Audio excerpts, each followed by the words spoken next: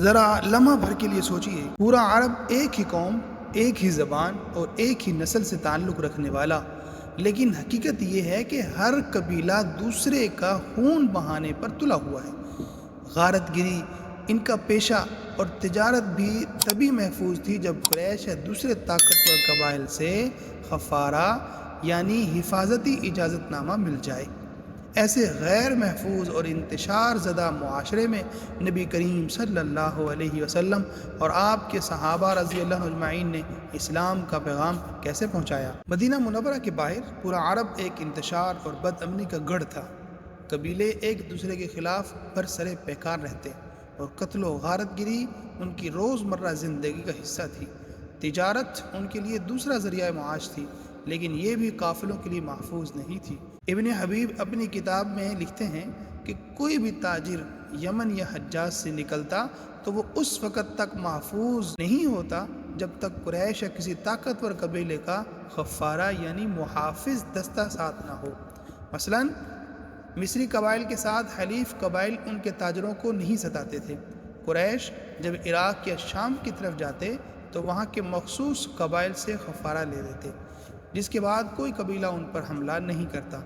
اسی طرح حضرموت، بحرین یا دوسرے علاقوں میں بھی یہی نظام رائج تھا۔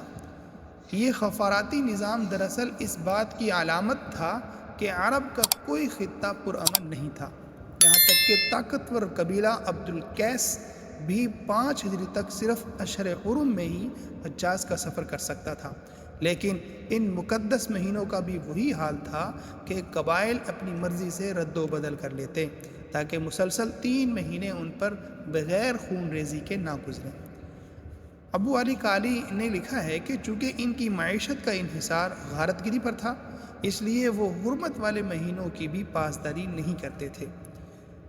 ابن عبد ربا کے مطابق قبیلہ طے اور قبیلہ کشعم جیسے بدنام لٹیرے قبائل تو حرمت والے مہینوں کے بالکل بھی پرواہ نہیں کرتے تھے۔ ایسے عالم میں مسلمانوں کی حالت قرآن نے ان الفاظ میں بیان کی ہے: یاد کرو جب تم تھوڑے اور کمزور تھے، ڈرتے تھے کہ لوگ تمہیں اچک نہ لیں۔ سورہ انفال۔ یعنی ایک طرف اندرونی منافقین اور یہود کی مخالفت اور دوسری طرف بیرونی عرب قبائل کی یہ خانہ جنگیاں، یہ وہ چیلنج تھا جس کے بیچ نبی کریم صلی اللہ علیہ وسلم نے اسلام کی دعوت کا عالمی مشن شروع فرمایا، اور دیکھتے ہی دیکھتے وہی انتشار زدہ خطہ امن و انصاف کا مرکز بن گیا۔